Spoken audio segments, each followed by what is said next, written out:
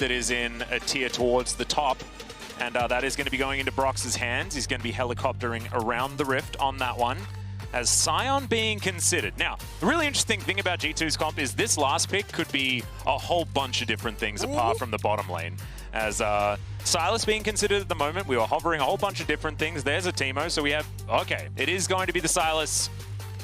And we still don't know where it's going to go. Yeah. This is... There's a lot of flex on the top side. We got 3 junglers up top. We got 3 top laners. We've theoretically got 2 mid laners. I haven't seen Volibear there yet, but I wouldn't put it past G2. So we're going to have to wait until this ticks down a little bit before we really lock in exactly what we're going to see. But I love flexibility in a draft. I think that's why you take red side and what you use it for. G2 has done a great job in that department. However, looking on the side of TL, I love this composition as it comes together, right? In order to make sure that Tactical has the best mid-game possible.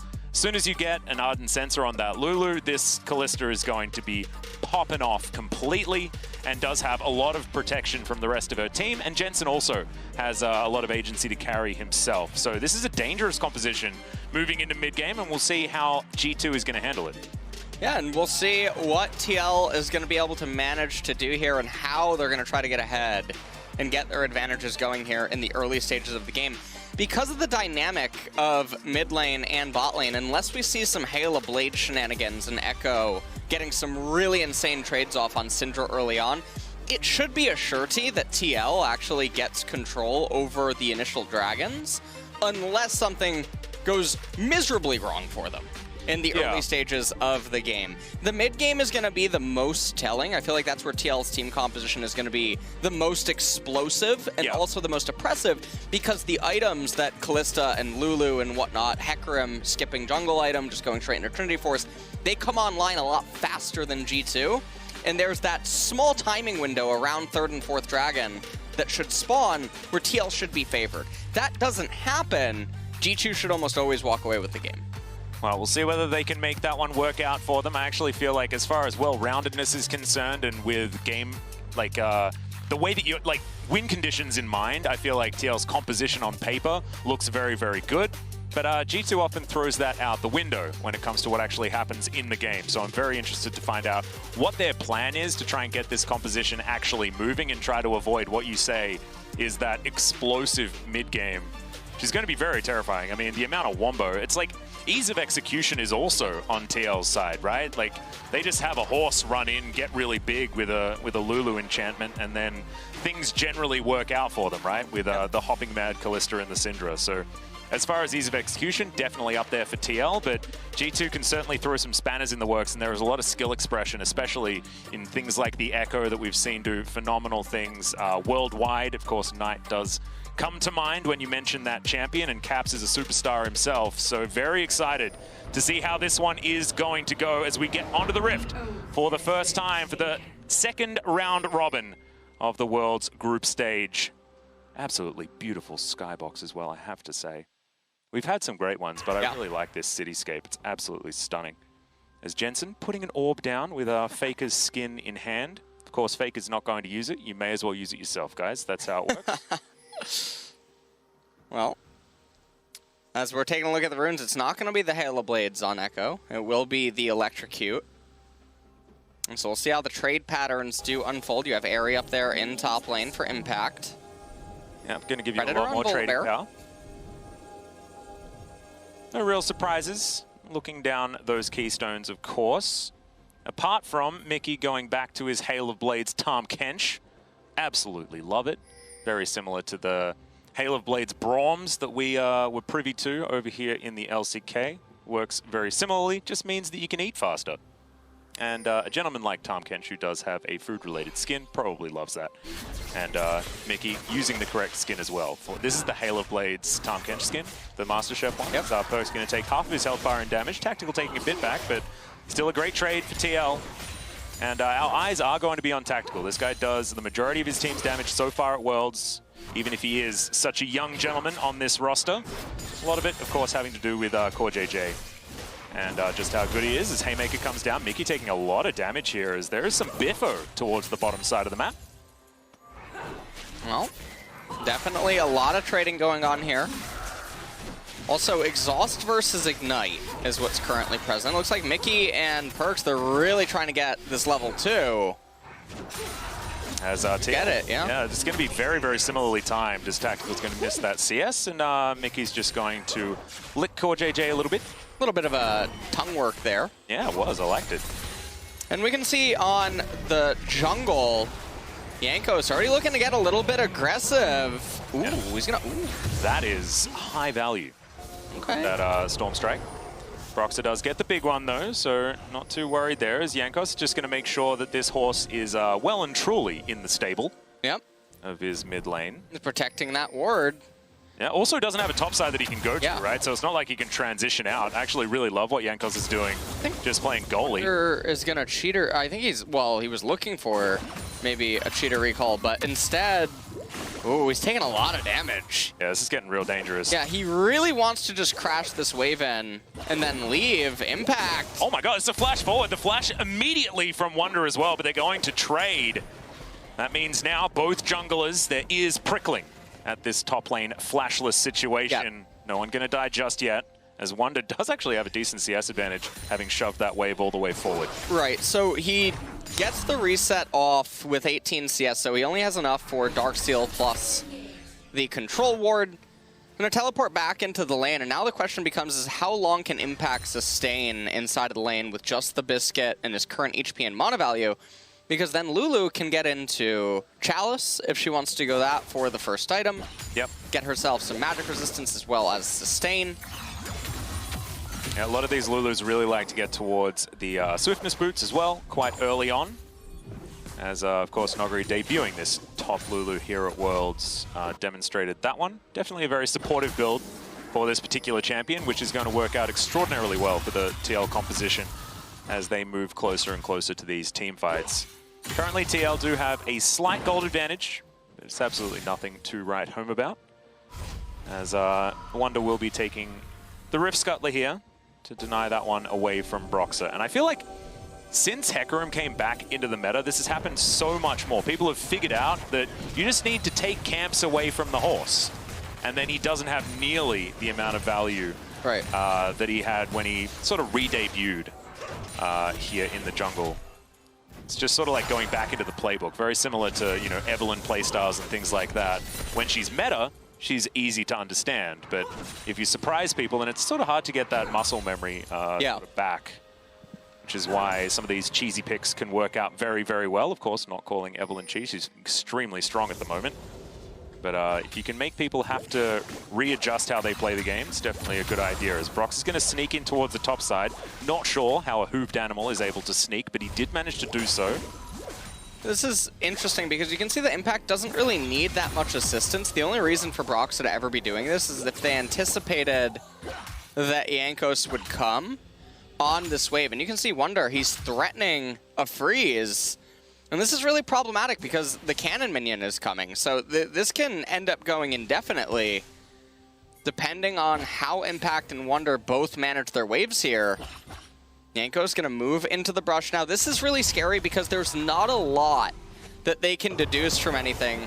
Impact not even level 6 yet. Yeah, there's Storm Strike, half the health bar now onto Impact. That looks like they're going for the dive. Great stun comes out, and First Blood's oh so easy for G2 topside.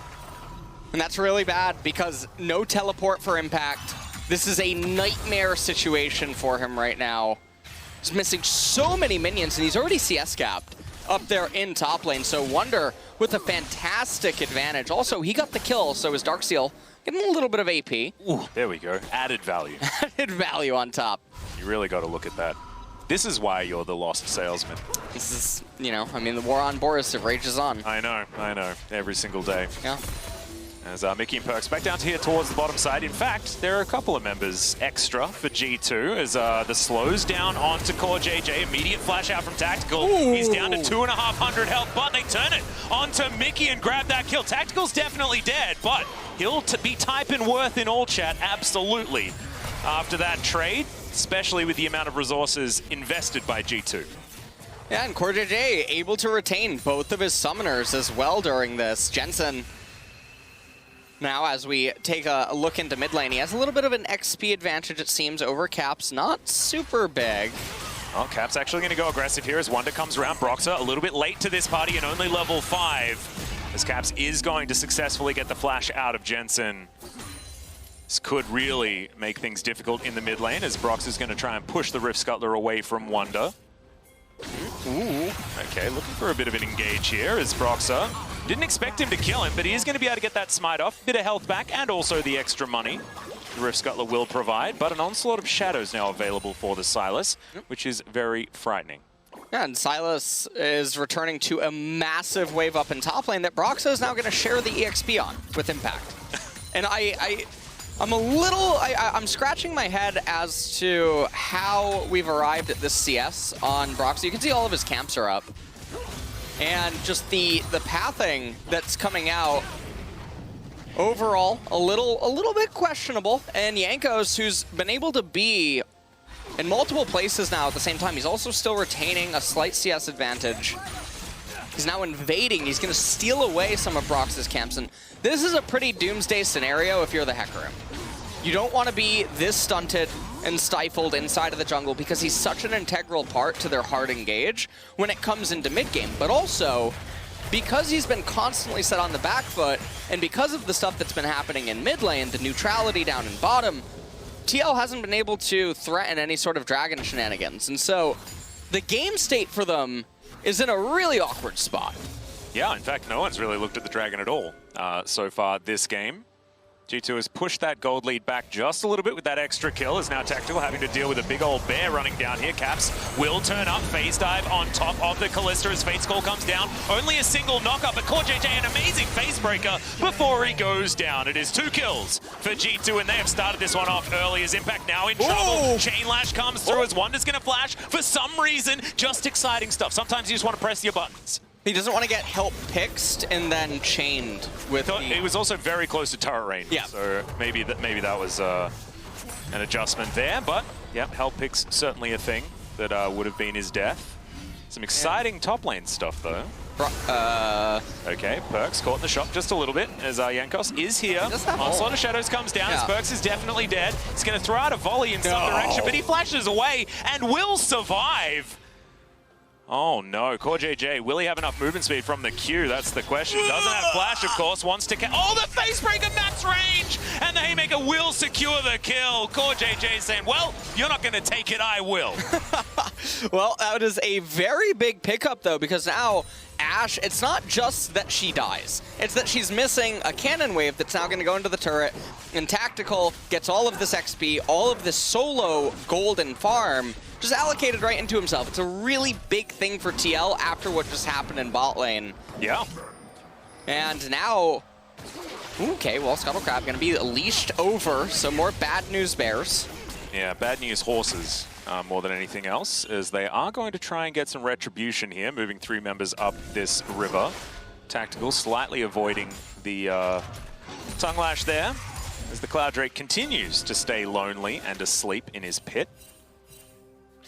Broxah will finally take a camp or 2 here on the bottom side. Does have his Wolves and Gromp available. We'll see whether that's going to spell Team Liquid heading towards something like one of these neutral objectives. Probably going to be aiming for utilizing their team fighting strength at about the 15 to 20 minute mark, something like that. The closer to 2 items you are, the better this composition is going to be. As Impact just trying to hold on here. Has been put pretty considerably behind, especially in farm. 15 CS going to be that gap as Sylas continues to put on the pressure.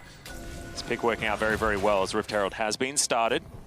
Shelly just going to be fighting the bear here just a little bit as Tactical finds himself without too many friends towards the bottom side as he's down extraordinarily low, and Perks will pick up that kill. Some great health to eat there from Mickey as Impact had teleported, but way too late, and they're going to lose everything. Yeah. And just very unfortunate situations constantly popping up every couple of minutes for TL right now. All the small little edges that they do get at some points in bottom just end up falling away pretty quickly again. G2 now, they're going to take the turret plates. They have the Rift Herald. They're going to be able to summon it. It just looks like what's happening this game is that it's pretty much a lane kingdom everywhere. Mid lane, you can say that Sir Jensen is ahead in CS while he's supposed to be. Yep. As well as Caps has gone places to make things happen. But the early pressure wasn't there to be able to translate into anything meaningful, and so the Echo just got to coast by entirely for free. And the longer that this game goes on, it's only going to get worse. We're at a 3,000 gold lead.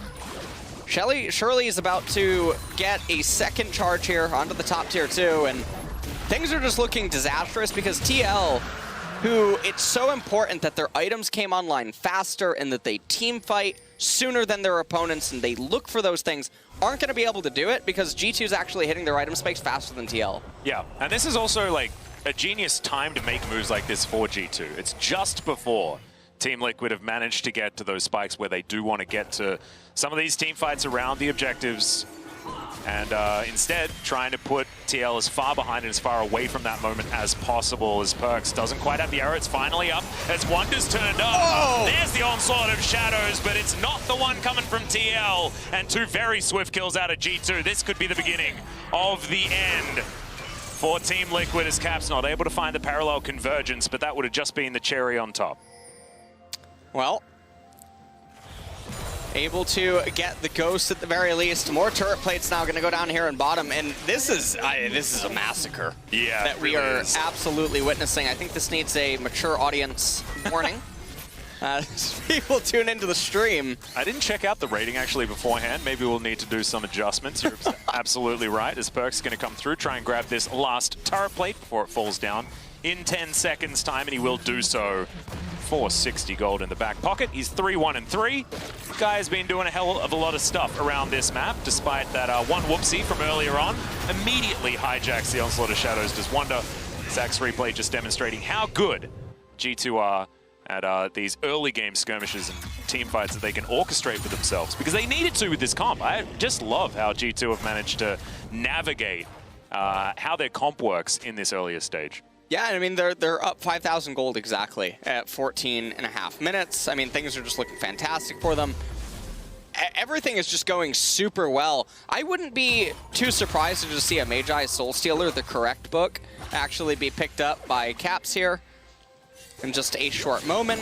Impact is just so far behind inside of this game from where he would ideally like to be. And also, I mean, the Lulu's not supposed to lose a lane like this, right? Like, Lulu is there to be a bully. She always has been. But this Silas certainly working out very, very well. It's an okay matchup. Of course, Silas was picked into Kennen a lot of the time. This is a pick that is pretty good into some of these mages towards the top side. And Wonder is just demonstrating exactly how good at this point in time.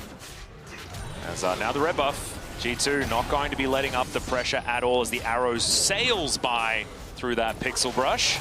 The TL have been effectively moved out. Oh, Brox is going to be able to grab that Smite Steal. Facebreaker down onto Caps, interrupted as he tries to go over the wall, but the flash will get him to safety.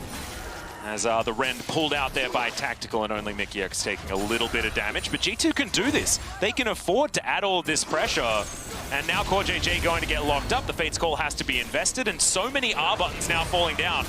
Haymaker comes in. It's another good facebreaker from CoreJJ. He's doing the best that he can. Doesn't quite have Haymaker back available, but doesn't need it. As there is another fight here towards the north, as Wonder's at full health and not at too much risk of dying. The health bars of TL looking a little bit worse for wear, as G2 will go for a reset. Yeah, G2 are going to just get the reset here. They're piling quite a bit of gold. That was really close between the bot lanes there. It almost looked like Caps was actually going to fumble and give over a kill, but he managed to get the ultimate off just in time. Everything's fine. Ocean Dragon's coming up in 1 minute and 20. It means that we are going to have a pretty meaningful dragon. Yep. This game, obviously, given that Cloud was first. Yep, Mountain or Infernal this game. Those of you playing at home. Perkz going to be taking down his Brambleback. As although he got caught out by CoreJJ earlier on, Perkz has been pretty integral to this composition thus far. I absolutely love the 3-item build that he's going for on the Ashe. I think that the damage potential out from the Hurricane, Essence Reaver, and Infinity Edge build from Ashe is just really, really strong once you get to that point. And he is going to be able to reap those benefits quite effectively. Is now just back into farming mode. You mentioned that 5,000 gold lead. Well, that is still there. 30 seconds on this Ocean Drake. G2 in full control at this stage of the game. Yeah, everything is just going very well for them. You have the resistances coming out that's going to make it really hard for Syndra to be able to really do anything. And when you have opponents that are itemizing magic resist for Syndra, when Merc Treads are incentivized on the enemy team, it not only hurts the Syndra, it also really hurts the Lulu, because she's already going so supportive, she's not really going to be able to add anything other than just pure support. But when her primary carries that she's supposed to be bolstering are not able to really do anything when they're so far behind their opposition, then Lulu just ends up feeling pretty hopeless. Yeah, you kind of lose any of the upsides. As speaking of which, G2 going to be starting off this Ocean Drake. TL not wanting to give this one away for free. They did manage to get that first one. Wonder getting pushed out just a little bit, but the Drake is going to very cleanly go over to G2. And the arrow not going to connect there onto Tactical, who walks intelligently towards Wonder as Caps is going to close the gap. CoreJJ over with the Hex Flashes. Now Broxer looking to get into that back line. He's by himself though, and he gets put underneath the turret. Oh dear. As that's a decent facebreaker out from CoreJJ, trying to salvage this fight, but you can see in the health bars that it's not going well for Team Liquid. Jensen underneath this turret, but that is not as safe as he's otherwise like it to be. Impact doing a decent job there, but even the Storm ripping him apart as Wonder gets underneath the turret and takes down the Lulu. And now G2 will be able to take down this outer turret in the mid lane. 10-2 in kills. This is getting towards a shellacking. Oh, this is a massacre in the making right now. G2, they're up almost 8,000 gold. And you have 10 stacks Darkseal on Wonder, so he does recall, he picks up a blasting one, so it's not going to be the Mage Eyes for him just yet. Everyone on the side of G2 is just so far ahead.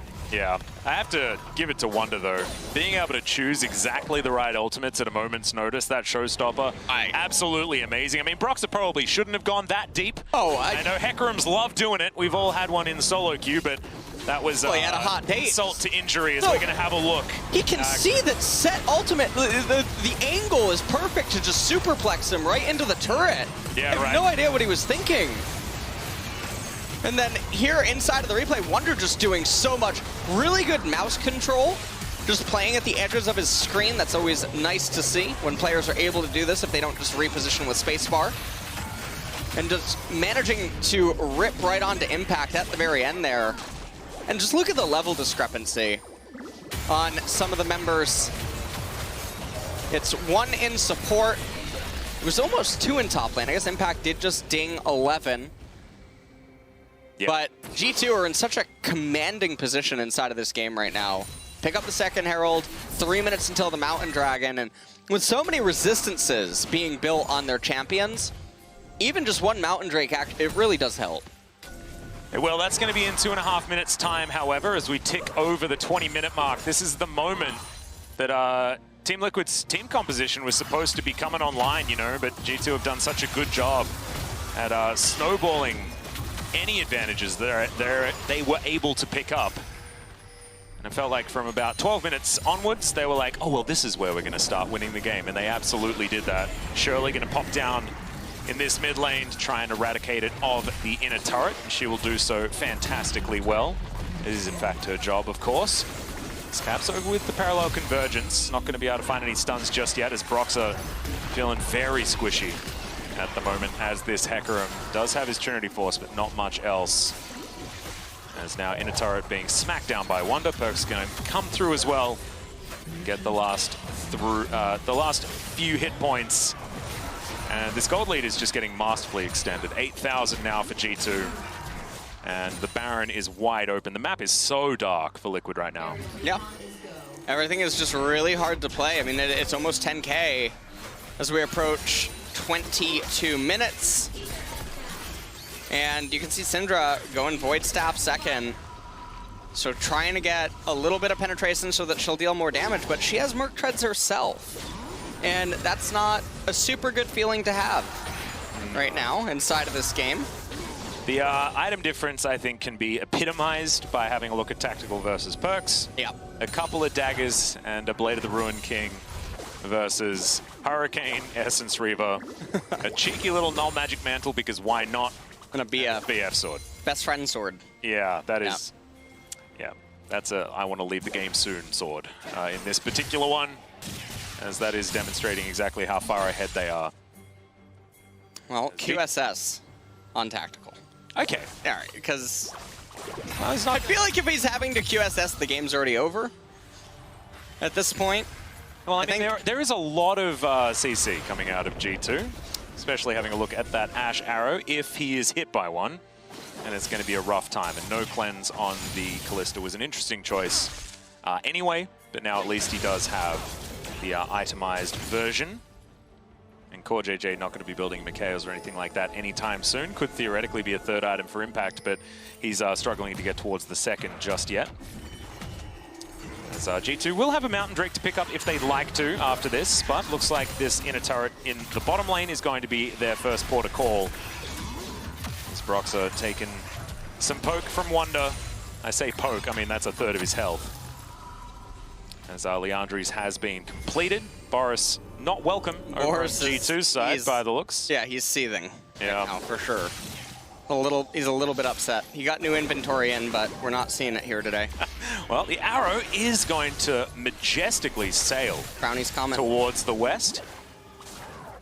See whether that comes through from the eastern side in a little while. Always wondered whether Runeterra is a sphere.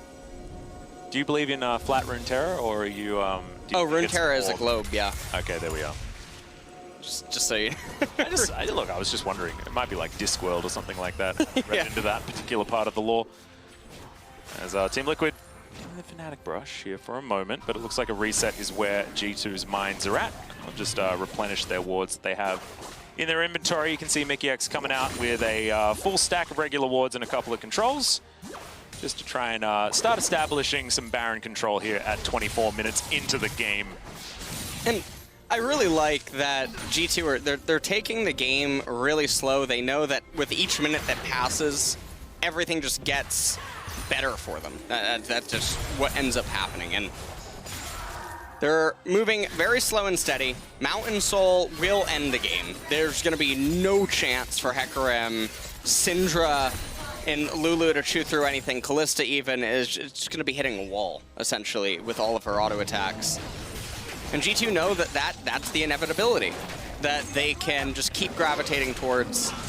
So unless TL feel like they need a hot date, I imagine that we'll have a Baron dance, and if not, then maybe a fight at the next Dragon.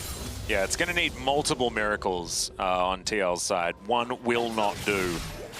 As we have a look at that gold graph descending towards the 10,000 gold mark, which is just being crested now. As from about 12 minutes, G2 have just been able to choke TL out of the majority of their resources around the map. It has been a very, very good lesson on suffocation of an enemy team and capitalization of power spikes as well here from G2. Very different from the G2 TL series that we saw in the first round robin, to be perfectly honest. It was a little bit more fast and loose in that one. And G2 have come to play here at this stage of the tournament. Jensen down here towards the bottom side hasn't really been amongst it so far this game, still sitting on a few zeros. In Australia, that would get you onto the police, by the way. You got to call that number. As we've got a secret agent for G2 in the form of Yankos 008. Don't remember which one that was. Personally, as Tactical may have overextended, the Super Soaker is not going to quite find the mark. Well, 10,000 gold lead right now for G2. 2 minutes and 20 seconds till that Mountain Dragon comes up. It looks like Syndra is going to try to get to Death Cap. Here's that Baron. Yeah, I don't know whether this is going to be contested. They do have a vision of it. And Broxah can certainly canter pretty quickly. I think he's going to try and play Keeper.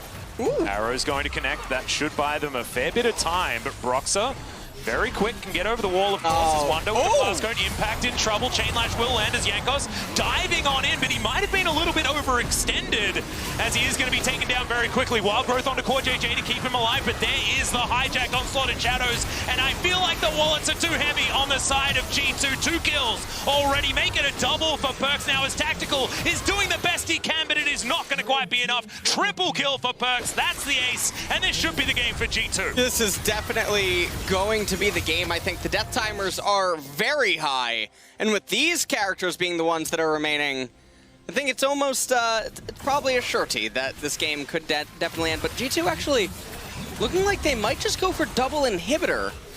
They're not going to try to end, or sometimes you got to play it safe by the water. Yes, as they are going to let Team Liquid respawn. Will be the Baron's still available, of course. This was a peel away, so the old take a couple of inhibitors, go back to a Baron, and then finish the game could be their option. So CoreJJ starts this off with a fantastic facebreaker into a haymaker. They get a kill onto Jankos pretty early.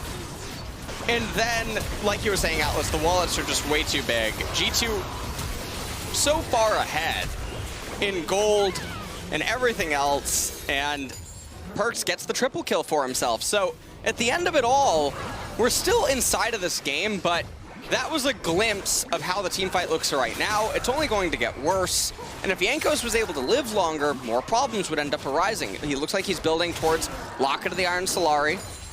Yep. So Boris definitely fuming. Yeah, he's upset. As Cap's going to turn up, tactical, dancing around, but able to get a lot of damage there onto Caps. The arrow is going to miss. There's the Fate's Calls, Facebreaker onto just one, but you can see Perkz is just melting CoreJJ right now. It is going to be tactical taken down at the beginning, and that is disastrous. Scatter the Weak for a couple of stuns, but the follow-up just isn't there unless you're talking about G2. Impact caught out of position. He'll go down, he'll sacrifice himself for the good of Broxer and Jensen, but I don't know whether it's going to quite be enough as those chains very, very close. Caps just says, nah, flashing on you, mate. And he is going to be able to take down the Syndra. Only Broxer alive as G2 are going to push through for the final time. Well, it does look like G2 are going to clap back in the game here. And from start to finish, they were just in total control of the game. Yeah. Pretty much all of the laning phases inside of the jungle. Jankos was just... He was running a bit of a clinic on Broxer, and just the ability to influence more of the lanes as well as gain intel on Broxer and things of that nature. So G2, I think they show up the way that people expected them to the first time these two teams encountered. Yeah, this is, I think, what a lot of people were expecting out of this particular matchup. G2 just so good on the international stage just in general, but they sometimes do have those for-fun games. And that felt... The last matchup between these two teams certainly felt a little bit more like that, whereas this was 100% business. Yeah. This was a G2 that, despite the fact that there were certain positives about the TL draft, G2 were just able to dissect it, and they decided, okay, we need to make sure that we stop the Hecarim from getting any farm. Check. Jankos got on that one very, very early, but I think Wonder also outlaned Impact very, very effectively there towards the top side of the map, and also held on to his advantage so beautifully as that game went on. I think that was definitely, if I was going to be the one giving the player of the game, mine would 100% go over to Wonder. The Sylas performance was just so good. Yep. Completely agree with you. I think that Caps also did a really good job. I mean, we're getting selective camera pans to mid lane, but the fact that Syndra wasn't doing anything, I don't know if that's more just Jensen, but given that there's not enough camera pans, I'm going to have to assume Caps was probably partaking in it to some degree. Also wasn't letting the Syndra out of the lane at all. Yeah.